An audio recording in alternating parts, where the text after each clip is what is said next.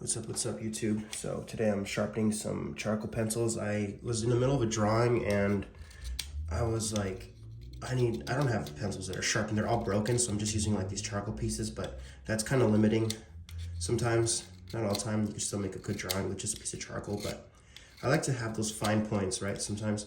This is a piece of white chalk. It says charcoal white.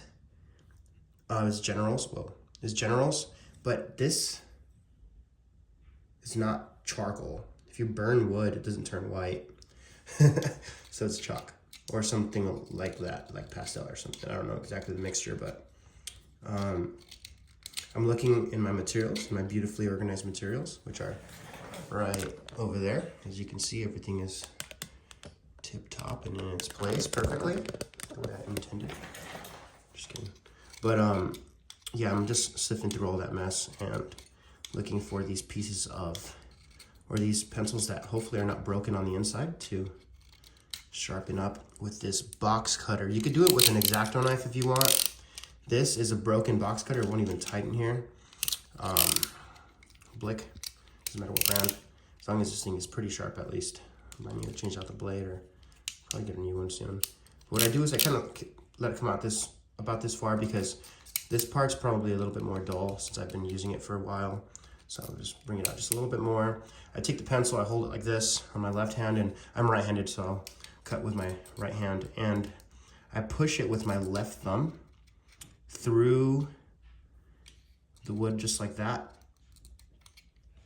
until I expose some of that lead. Don't press too hard downward. Your force wants to come outward.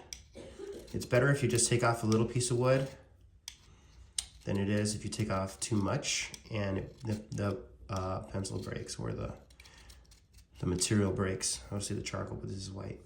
So let's expose that all the way around and try to keep it kind of even so that you're working with an even piece of material.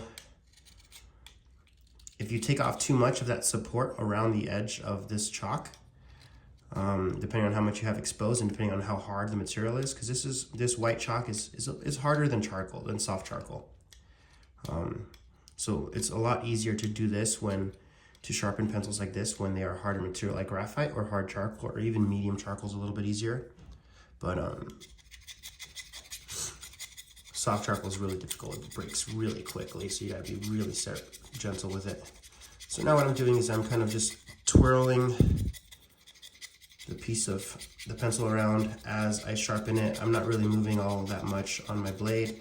I'm just rotating it and not pushing too hard downward this way, or else you're gonna crack that piece of lead.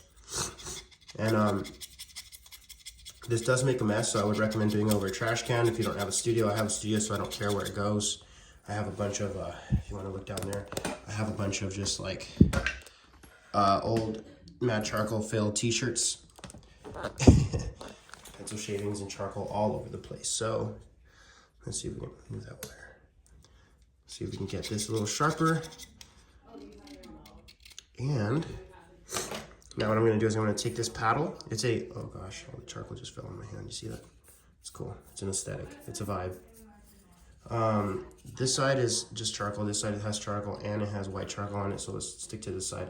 I'm gonna push down with this finger onto the charcoal a little bit, just to support it a little bit, because you're just pushing it down like that. That'll crack right off. And rotate the pencil like this while you push down, and then you kind of want it at this angle here. Ooh, like this angle, right? You're kind of rotating it back and forth like that as you spin it, so that you get that nice taper to the fine point. And excuse my wife and her friends for speaking back in the office, which is right next door, and they are very loud, but here you go. So we're getting that nice fine tip. I think any more than is exposed here will break easily, much too easily to work with. This is about, I would say, like a ½ inch to 3/4 inch, not a full inch. That might be a little much, unless it's graphite, in which case you can kind of get away with that because it's a harder material. Let me show you a couple of the other ones. sharpened. Some of them shorter, some of them longer, depending on the material, because like I said, some of these are hard, some of these are soft. This one is hard, so I could go a lot longer with it. This one is soft, or more of a softer jet black charcoal, so I have to be shorter, or otherwise it'll break a lot easier. And a couple different, there's a bunch of different brands, different hardnesses, and I like to use all of them depending on the situation, depending on the mood I'm in, I guess. Here's another one here. What I like to do is, like, once the pencil starts to get around this size and it's hard to grip because I have no palm, like I like to draw like this, right? I have no area for my palm, for it to rest on my palm. I have to grab a pencil extender. This is just a pencil extender that you like drop down here, insert the pencil, and then tighten it this way. I also do this with, well, that way you have more, you can rest it on that palm, right? And then you can draw like that, or kind of twist it around, even draw like this if you want, but I don't really do that all that much. And what I like to do is I like to take a piece of charcoal, and I actually shave down the piece of charcoal the same way that I did the pencil, kind of like that all the way around, but this is a lot easier since the piece of charcoal tends to, the whole thing is material. It doesn't have a supportive wood around it, right? So it does break easy, but you kind of do that all the way around. If it's like squared off, completely new, it's easier to just take off the large chunks this way, but keep rotating it so you get even all the way around. And then eventually after that, once you get a little bit closer to the end of what you want, take that sandpaper. It doesn't have to be, I'm not sure exactly which grit this is, but it's a fine grit. It's not very rough. But it's like a medium grit, I would say. I don't know my grits. And you could kind of make that rotate it, make it into a point, just like the pencil. But sometimes you might need to adjust the size depending on the piece of charcoal or chalk. But you can kind of round it out at the back end because it might be too big for a pencil extender. But I like to put mine in pencil extenders as well. That way you have a lot of material to work with this way, like that. Some people are like, "What is that tool?" It's just a piece of charcoal or a piece of chalk sharpened down to look like a pencil inside a pencil extender. I don't think I invented it. I did come up with it myself. I didn't see anybody else do this, but it's a fun process to use. I don't really use white chalk on white paper. It has to be black paper for me, or tanned, or tone tan, or some type of tone paper. Just because I don't like those in-between colors it gets with charcoal mixed with white on the white paper. It's going to get you like a different tone, a different color white than the paper itself. So it's going to get confusing, and it's hard to, unless you're like a professional at it, it's hard to kind of balance. So I wouldn't do that, but I do that with charcoal. Let's find a piece of charcoal we could do that with real quick. I